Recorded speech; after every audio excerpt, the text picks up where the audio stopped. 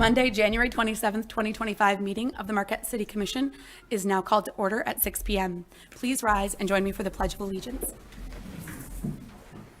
I pledge allegiance to the flag of the United States of America and to the republic for which it stands, one nation, under God, indivisible, with liberty and justice for all. City Clerk, may I have the roll call, please? Commissioner Davis. Here. Commissioner Gottlieb. Here. Commissioner Larson. Here. Commissioner Mayer. Here. Commissioner Ottaway. Here. Mayor Pro Tem Schlegel. Here. And Mayor Hanley. Here. All right, Commissioners, we have an agenda in front of us. Do we have a motion on the agenda? Commissioner Ottaway? I move to approve the agenda as presented. Perfect. Do we have a second? Commissioner Larson?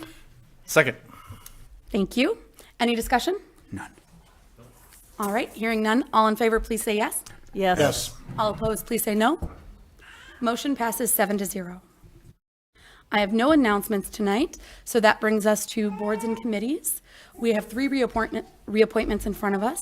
Commissioners, do we have a motion on the reappointments? Commissioner Gottlieb? Move to reappoint the commissioners as listed. That's Is that allowed? I don't, Suzanne, is it okay for him just to say, I move to reappoint them as listed? Or do we need more Do you detail? want more detail? I would at least list the names. You could say, or move to reappoint so-and-so. Okay. To each thing, but not say their Correct. date? Okay. That's fine. Uh-oh, there it is.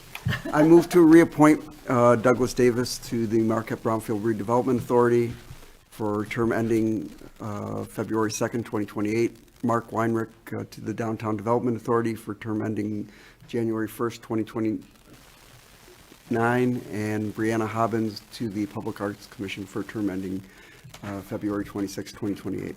Thank you. Commissioner Davis? I'll second that motion. Any discussion? Anyone else? All right. With that, let's take a vote. All in favor, please say yes. Yes. All opposed? Motion passes 7-0. This brings us to our first public comment section of the evening. Public comments may not exceed 3 minutes per person, and please state your name and physical address when addressing the commission. Do we have anyone for public comment tonight? Okay.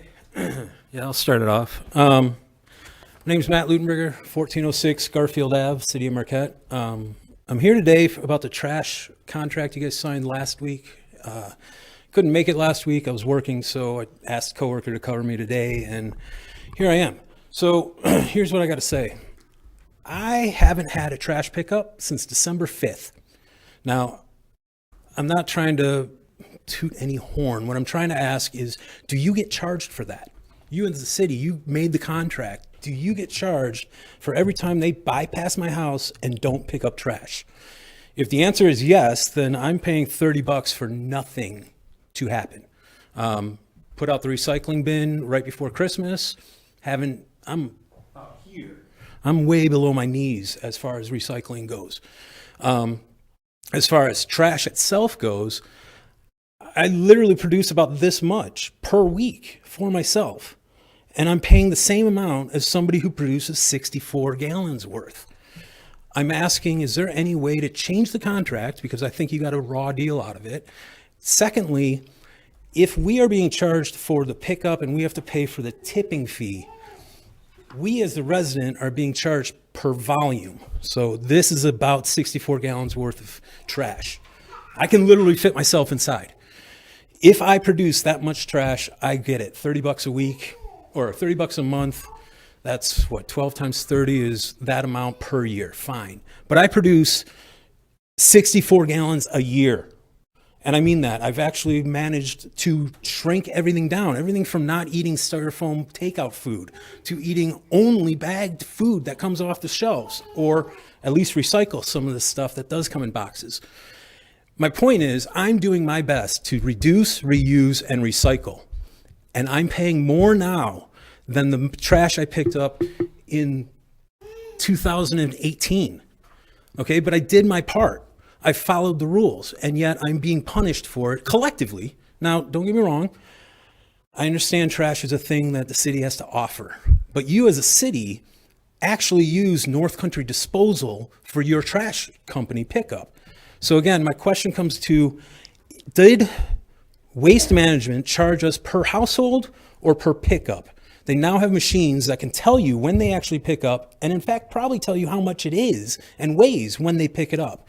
But if I do my part to reduce and reuse, so I reduce our tipping fee, which is by mass and not volume, how come I'm paying more now? How come you guys have accepted? Because I heard multiple commissioners ask, can we group together? And you said no. My point is, I think the Waste Management is a bad deal, and I wish you could change it. Thank you. Thank you. Do we have anyone else for public comment? All right. Seeing no one else, public comment is now closed. This brings us to our first of two presentations for the evening, the Upper Peninsula Children's Museum Guardian Recognition for Leona Ouimet and Veda Kokler. Mr. Jim, will you join us at the podium?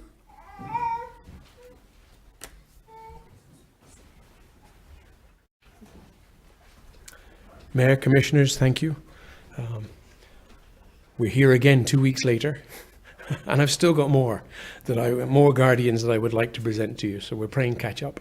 We've had a wonderful summer and fall, and this time I would like to present two young fourth graders, Veda and Liana, who are stellar, who want my job, who are forcing me into thinking about retirement, who take over the building when they walk in, bring in their lunches, stow them in the kitchen, come back out and go, right, we're at work. And they will run the place. And yeah, they talk nonstop, but tonight I asked them, do you want to make a speech? No. So you're intimidating, forgive us. But these two young ladies, I think, awaken the thoughts for me that we fear youngsters sometimes, and these youngsters give me the spirit that we should expect more because they produce wonderful leadership at the Children's Museum. And they form that wonderful link between me looking like a vice principal, and so young children would much rather play with them. And so they do. I asked them what was their favorite thing to do, and we thought about the animals at the museum, and they listed the first 12 they thought of. Because there are no favorites, just all of them, all of the time. So, Mayor, I'd like to present Liana and Veda as our guardians to be recognized. Absolutely. Before I come up there, commissioners, do we have any comments for these two wonderful guardians? Pro Tem Schlegel? Yeah. Thank you, ladies, for your hard work and dedication to the Children's Museum. It's such an important part of our community. And without your help, he would be spinning like nobody's business. So keep up the good work and keep him moving. Keep him moving because we need the man in command there. So we appreciate all your efforts. Thank you. Anyone else? Commissioner Davis? I just want to say thank you to the two of you. I know you don't want to talk, but I'd like to ask you a question or two.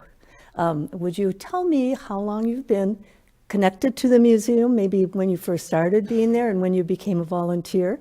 And at what age would you like to take Mr. Jim's job? If there's a microphone right there. Oh, no, you can talk. I started to go to the museum probably when I was about maybe like 3 years old, and I've loved it ever since. I went to the Children's Museum when I was really young, but then Veda introduced me to volunteering at the Children's Museum, and ever since I have liked the Children's Museum even more. So when you become a leader in the Children's Museum, you invite your friends to be part of it too. That's very good. Thank you for being leaders in our community. Anyone else? All right. With that, I have a little something for each of you. And Sean's probably going to come take a picture. All right. Leona, could you first? First, your little City of Marquette pin. You have a cupcake, which you don't have to hold for the picture. But I'm sure your mom wants a picture, so let's stand here and look at We're gonna look at Sean too, okay?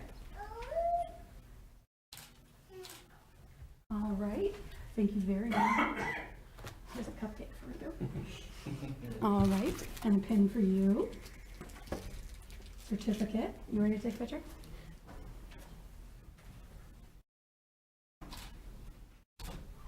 Perfect. You want to take one for your mom? Have fun at dance. Here's your cupcake. All right, thank you, girls. Thank you, Mr. Jim.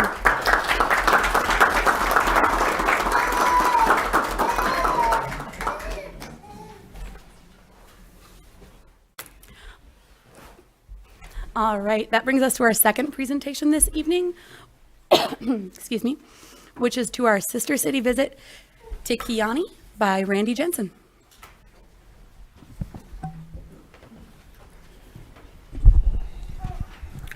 Good evening. I'm here to give you a brief report on the Marquette Area Sister Cities project and the visit that we had to Kajaani, Finland, one of Marquette's sister cities.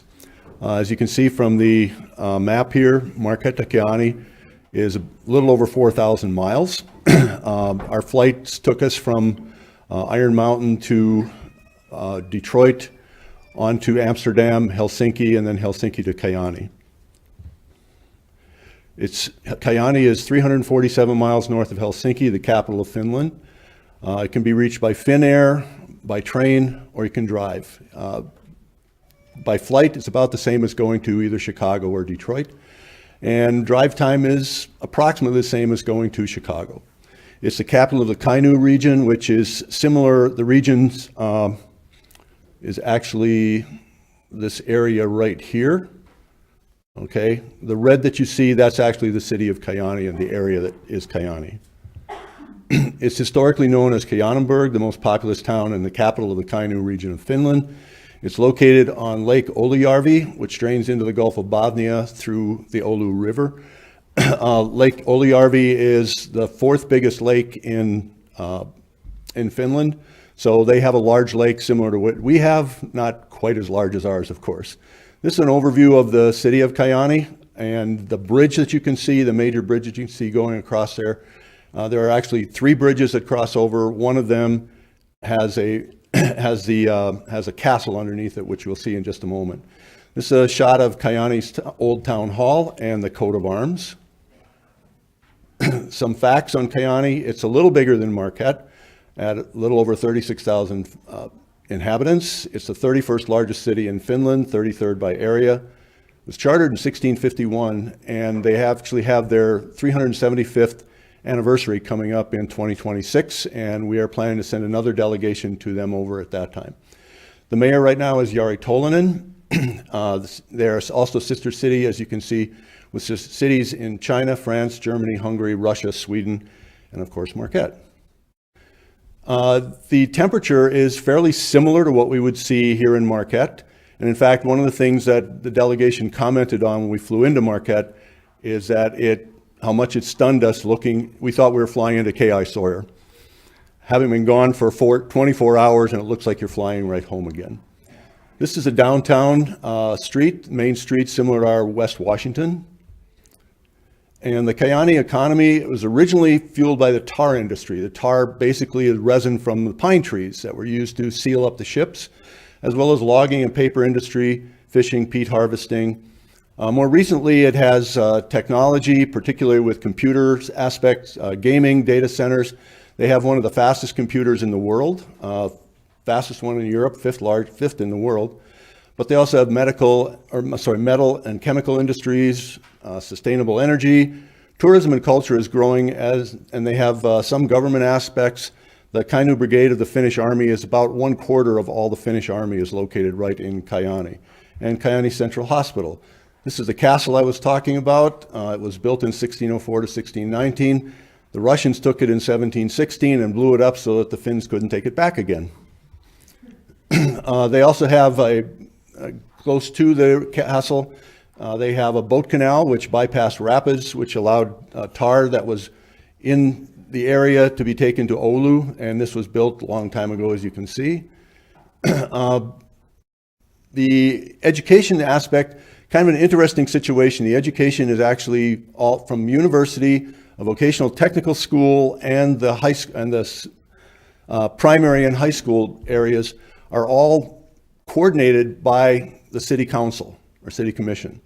And their funding comes through that. They get some funding from the federal government, but then it is all distributed and basically is run by the city commission. So it would be as though all of you were also the school board going on, as well as the university board and so forth.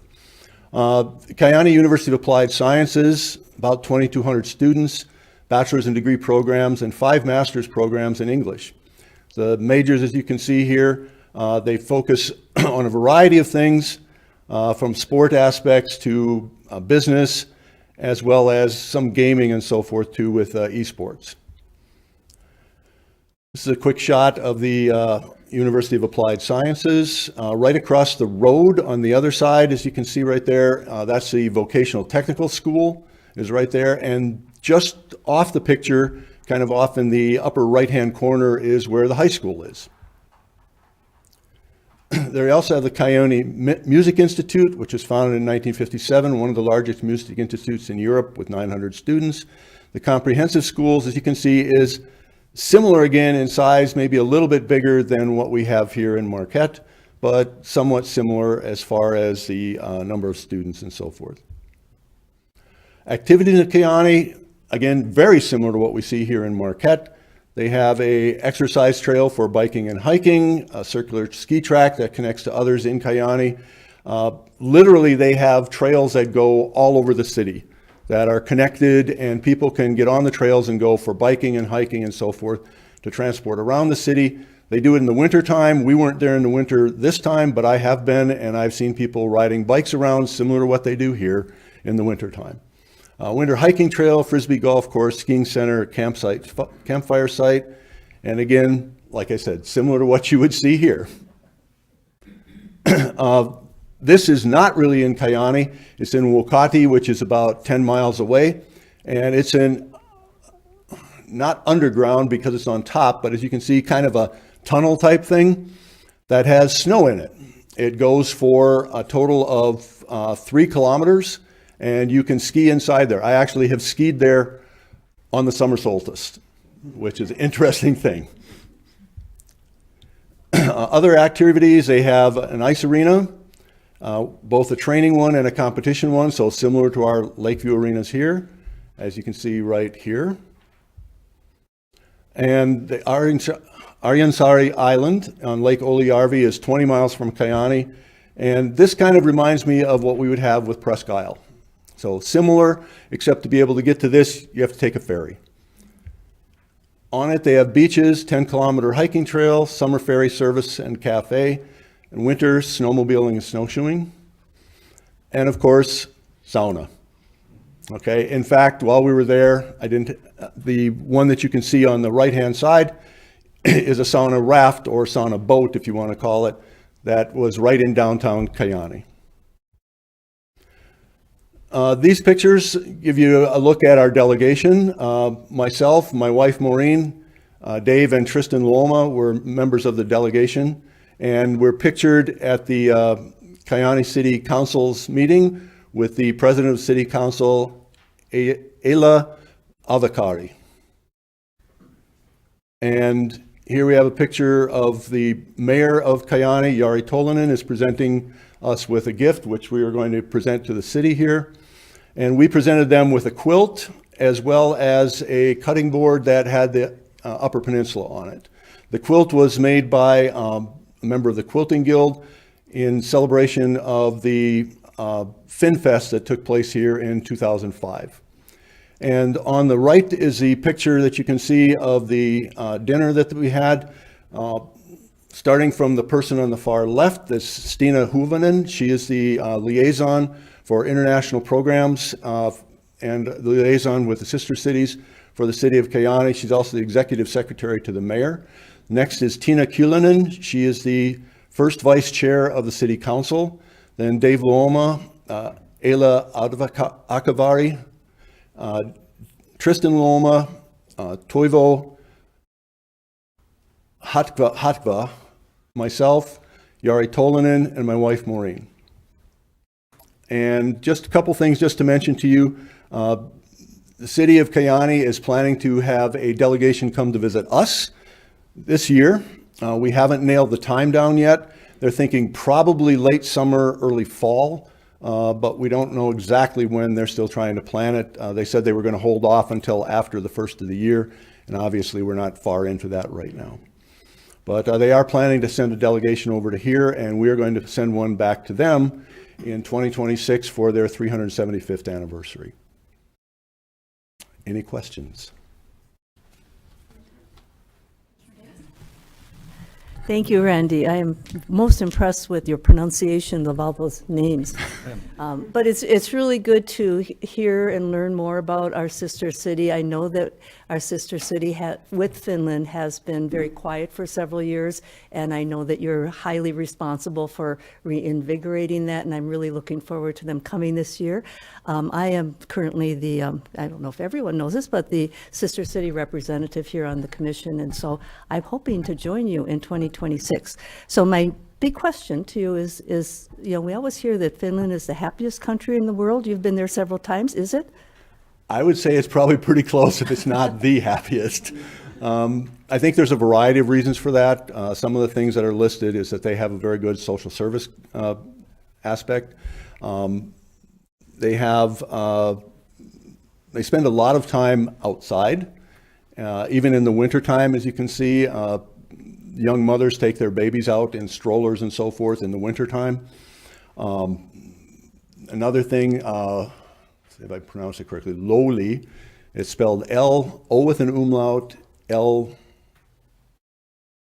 Y, something, there's another letter in there, I can't remember. But anyway, it basically deals with comfort, and that seems to be a big thing that is very common there too.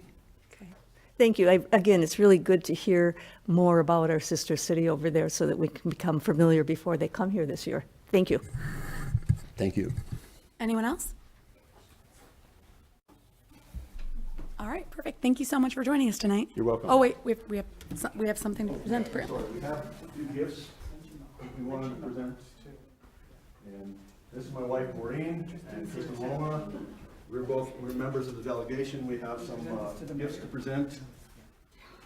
And the plate here was a gift from the mayor. You saw a picture of that. And the books, we have two books here. The first one is a book of the museum or the art museum in Kayani, which we visited. Can you tell me about the silver? Okay, the silver plate was basically to give us a reinitiation or renewal of the relationship between the two sister cities. As Sally mentioned, it's been kind of dormant since about 2017, but we're looking to get it reinvigorated and going much more and be able to go with that.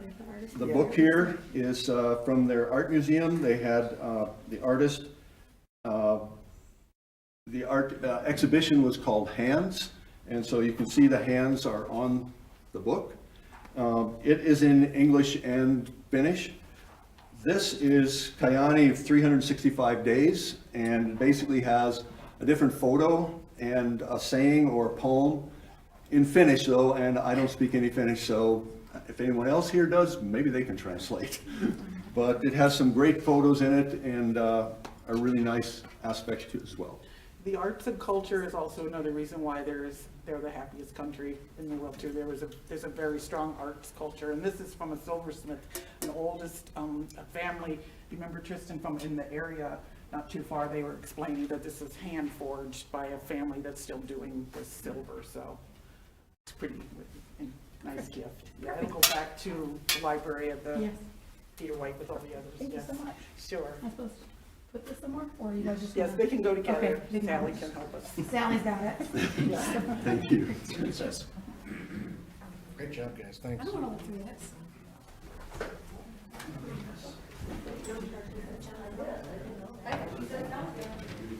I follow the rules. All right. Thank you for that presentation. This brings us to our consent agenda. Commissioners, do we have a motion? Pro Tem Schlegel? I would make the motion to approve the consent agenda as permitted, or as presented, excuse me. Thank you. A second? Commissioner Ottaway? Second. Any discussion? All in favor, please say yes. Yes. Yes. All opposed, please say no. Motion passes 7-0. This brings us to our second public comment session of the evening. Please state your name and physical address if you have not done so at this meeting. Do we have anyone for public comment? Yeah, Matt Ludenberger, 1406 Garfield Ave. So I'm going to try to get into the weeds now and the specifics. I tried talking about the trash thing with as far as volume and mass. Now I want to get into like the cost of it, the actual cost, because we as a city decided to hire waste management because our labor costs were getting too much and there's a big privatization that happened in the 80s. So now that that's been passed though, what are we getting charged for when we're signing this contract, this Fifth Amendment thing? Do we pay for their trucks? Do they pay for the transfer station? Because I'm assuming I'm paying for part of the transfer station and I'm paying for part of the trucks if I'm paying $360 a year on trash that I only get picked up 6 times a year. My real delay comes to who audits whether or not this was a good contract or a bad contract? Because the last time I came up here to say this was when we were debating whether or not to use waste management or North Country disposal for individual curbside pickup. And apparently that contract went back and forth, but we went with waste management. Seems like we're stuck in that contract without having another option. But yet, like I said, you guys as a city, I work over at Lakeview Arena, you have a different company. So why can't and I mean this in a real sense of there are contracts with other companies. It's not like this is a random thing. But also we pay the tipping fee for Marquette County. It's not like Waste Management gets some from Mesa Verde and pays for ours. And we're not paying for anybody in Chicago, which is good. I don't mind that. I'm asking though, can we take it on ourselves? What would stop us from having a smaller crew going around and picking up trash using their trucks or using a truck? And I say that flippantly and almost rhetorically because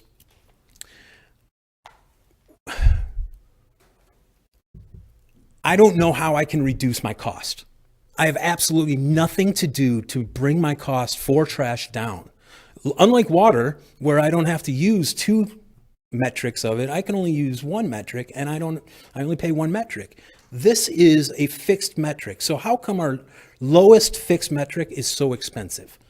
And I say that rhetorically again because I know the concepts. Now, every time I come up here and I try to give a speech, I'm always worried because I get a visitor and I don't like them. But my point is, can you please, I'm going to end this. That was my end of the trash. I'm going to end this as, can you please put speed limit signs on the downhill on Lincoln Avenue from the high school to the college? There isn't one, and I've been pulled over a few times on that stretch. Thank you very much.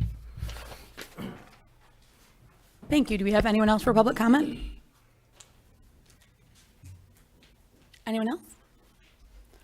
All right, seeing none, public comment is closed, and that brings us to comments from the commission. I'm going to start tonight with Commissioner Mayer.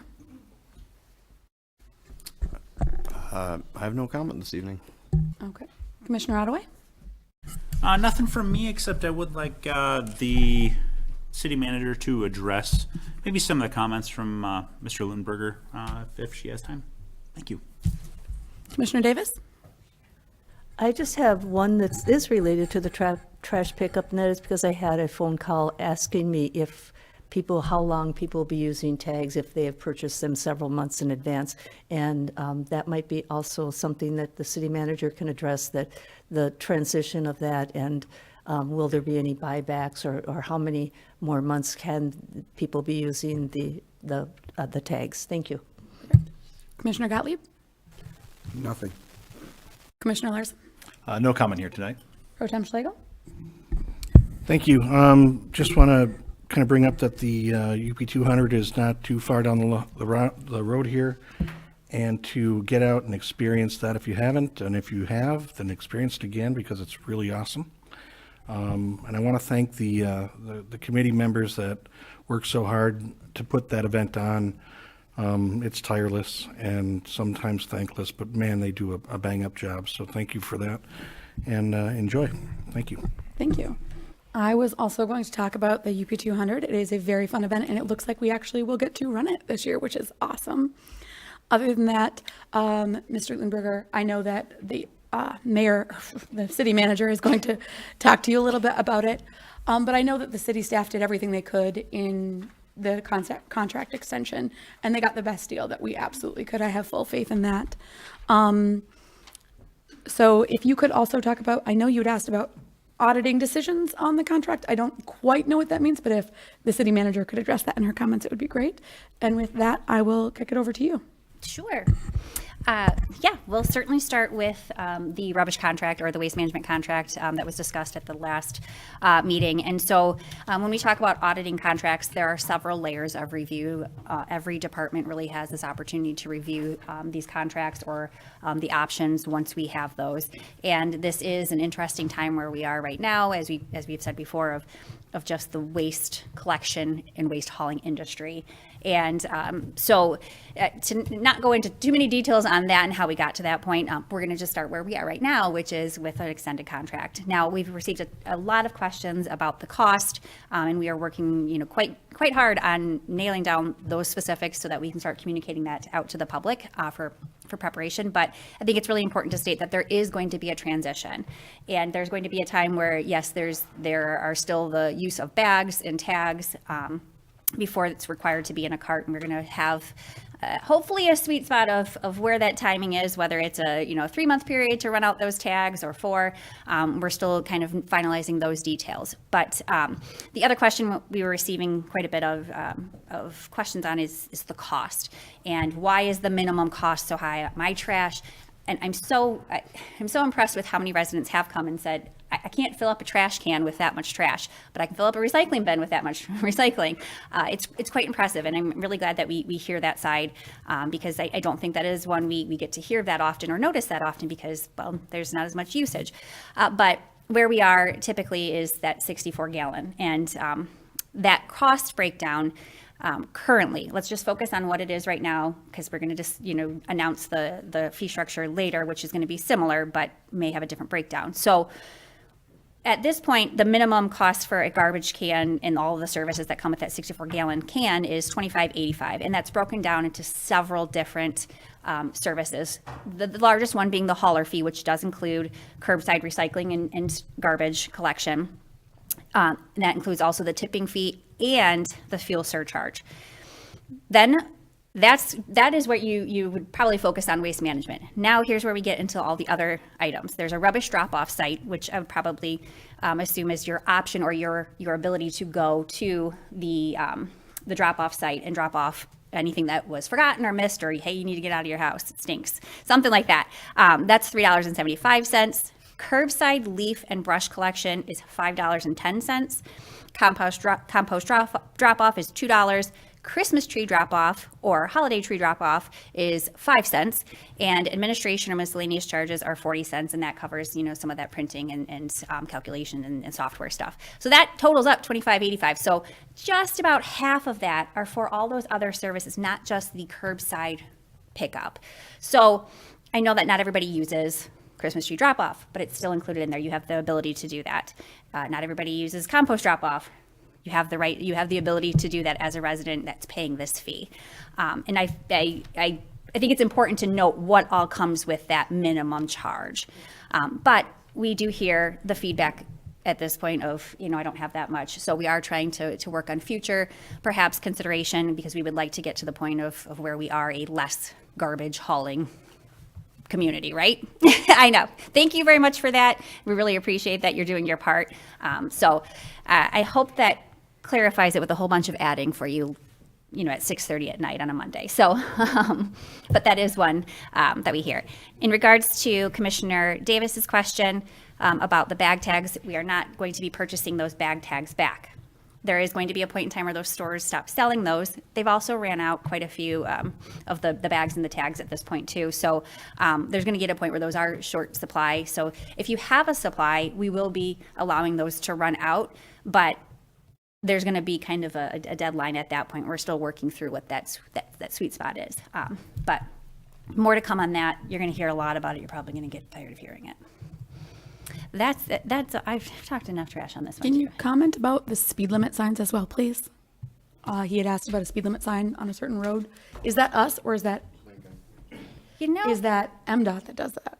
The speed limit sign on Lincoln would be us. Please, there's 45 no parking signs, but there's only 3 speed limit signs.